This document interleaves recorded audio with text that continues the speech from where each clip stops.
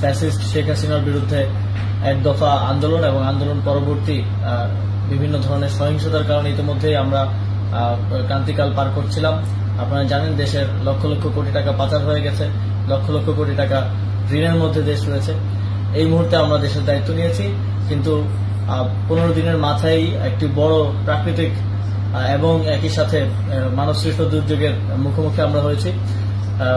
প্রবল বৃষ্টিপাত, ভারতের অববাহিকায় ডম্বুর গেট খুলে দেওয়ার ফলে বাংলাদেশে হঠাৎ ফ্ল্যাশ ফ্লাডের আকারে সেটি ফেনী, কুমিল্লা, নোয়াখালী সহ দেশের প্রায় 10টিরও উপর জেলায় আঘাত হানে।